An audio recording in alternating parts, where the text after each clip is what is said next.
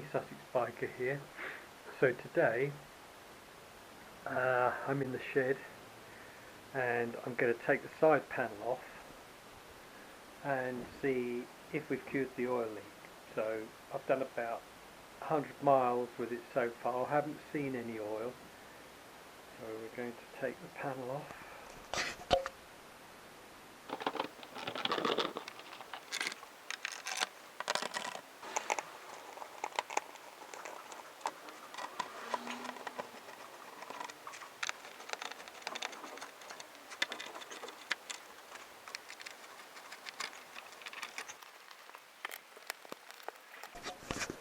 Right, so that's the last screw out, so panel off. The big reveal, it's dry. Look at that, it's amazing. So everything seems good, just need to recheck the levels and then we should be good. This is the Fender extender. It's looking a bit grubby at the moment. I was out in the rain with it. This definitely is better here with the Fender extender on. Not as much dirt, but this does rattle. It slaps, and I just guess I wonder if it's worth putting a strut across here maybe, I don't know. Anyway, but other than that, everything is fine, except for these bolts here which I bought, and they are rusting. So I need to do something about that. I could put the other ones back in, I guess. Yeah, I might put the other ones back in. Bit annoying really, because I don't really like the torque drive stuff. Anyway, that's good news. I am very pleased. All the hard work paid off. There we go. Where there's a will, there's a way. Man and machine in harmony. It's taken me so long to get that cam gasket to stop leaking. And the way I did it was I shaved down the guide, the cam chain guide, and in addition to that, when I put it back together, I put the gasket on first, onto the head, but I masticed around the front edge and around and over the water pump drive piece, and I left that on there to stand overnight and dry. And then the next thing I did was I then masticed all around the cam housing cover, and I put that back on and I tightened it all down finger tight, and then I left it again overnight and then pinched it tight after that. So I'm sure that made a huge difference, because it gave the sealant enough time to sort of dry, and then I could compress it more to make it tighter.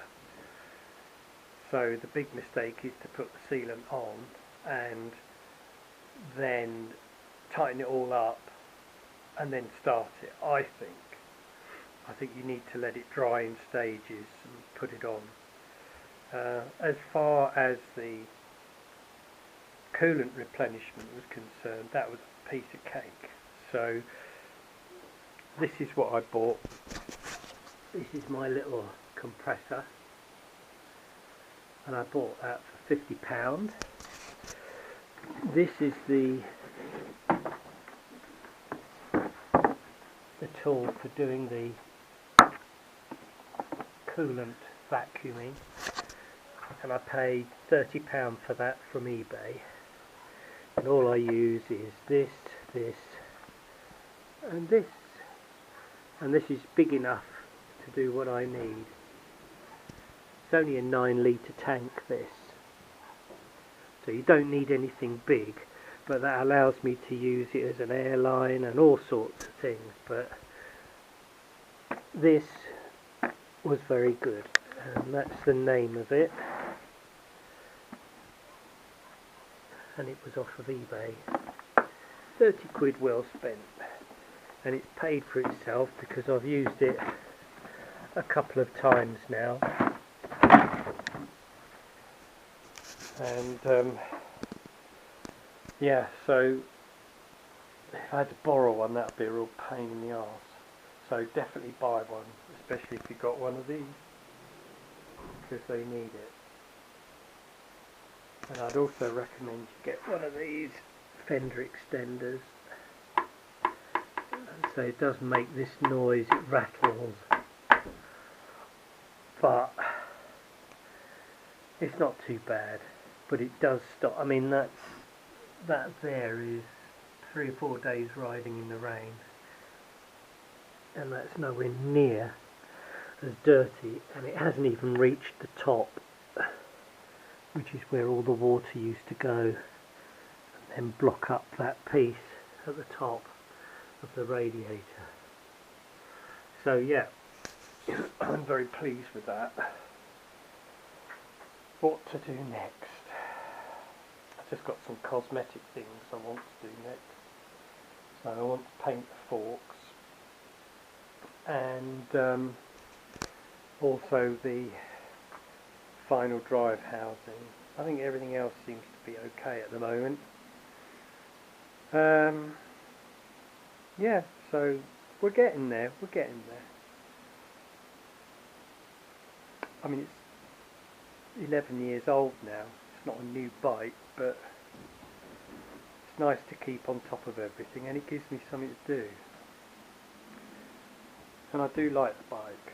I really do like the bike, despite me saying that I'm going to change it and buy a Harley. But to be honest with you, I think this is ideal for me. It does what I want it to do, and I've now got panniers.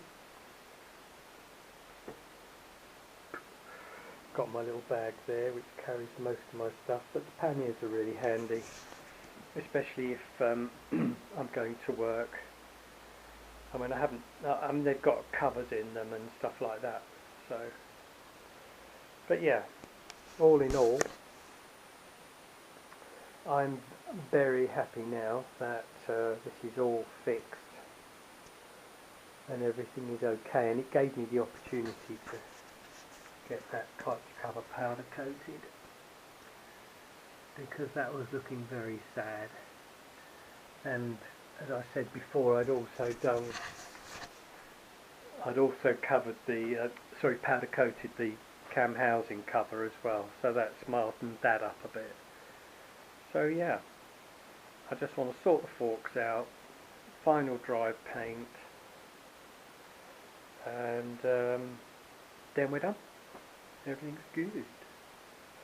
So I know this journey's been painful, and anybody that knows me that's been on the K1300s riders group on Facebook will know that I've put so much stuff on there about this, and but it's been interesting because other people have learnt about it along the way as well. So, but I think BMW need to rethink some of the things that they do, because cosmetically they're very poor for what you pay, and generally I think it's just a shame that you buy a niche mark like this and then you suffer corrosion and stuff, which has been going on years. They've never cured it, they've never sorted it.